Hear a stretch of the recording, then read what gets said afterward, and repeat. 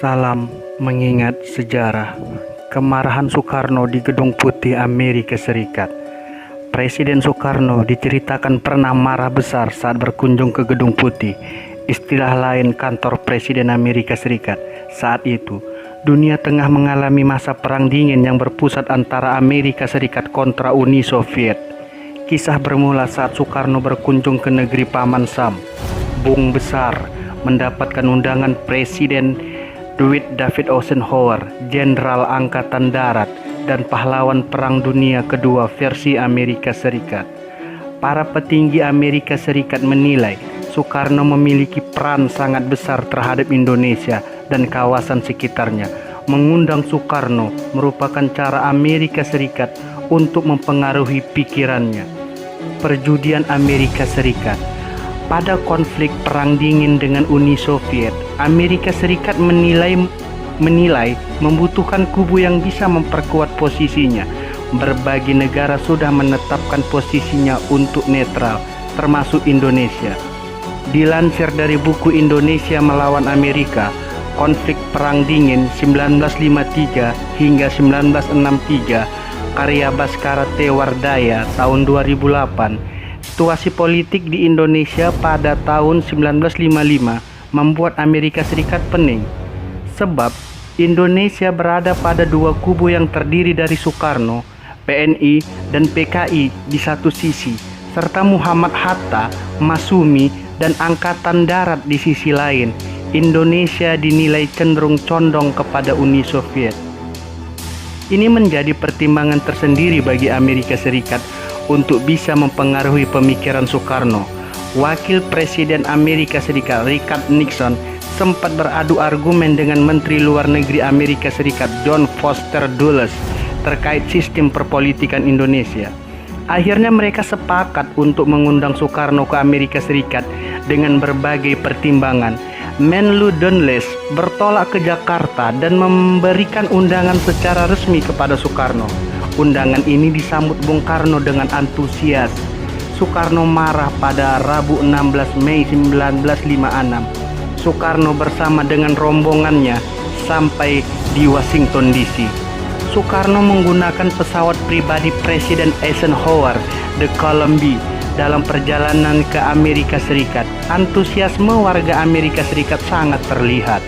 Pemimpin Indonesia itu mendapat sambutan meriah di berbagai tempat di Amerika Serikat yang dikunjunginya. Sayangnya, Soekarno merasa tak diperlakukan dengan baik ketika di White House atau Gedung Putih.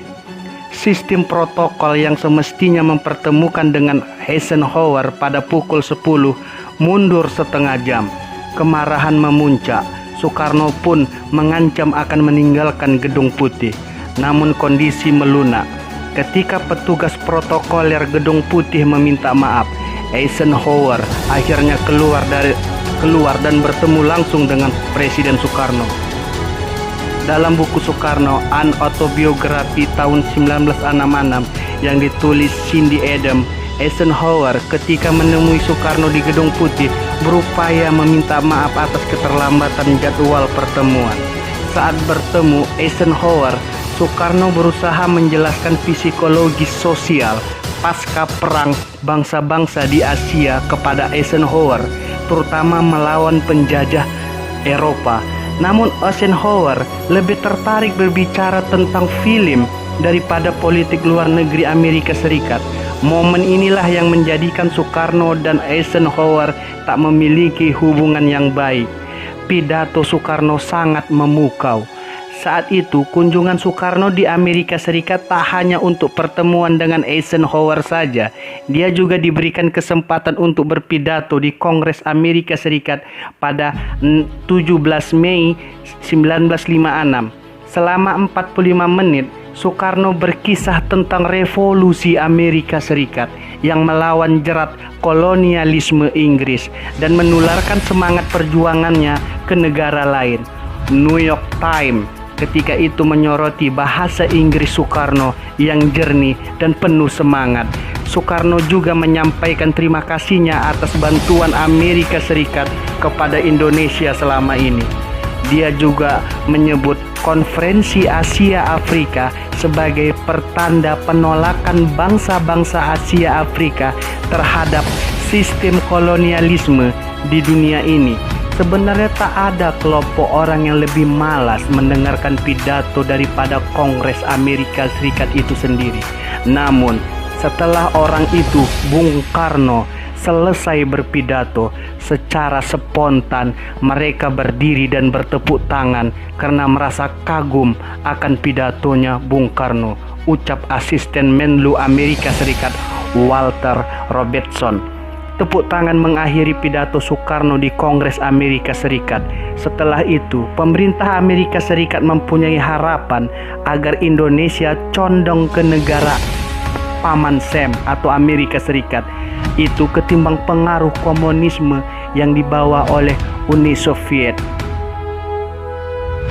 Hanya George Washington saja yang berpidato kepada Kongres lebih bagus daripada Soekarno, ujar Robertson pada waktu itu. Untuk hari ini, video ini cukup sampai sekian. Salam mengingat sejarah.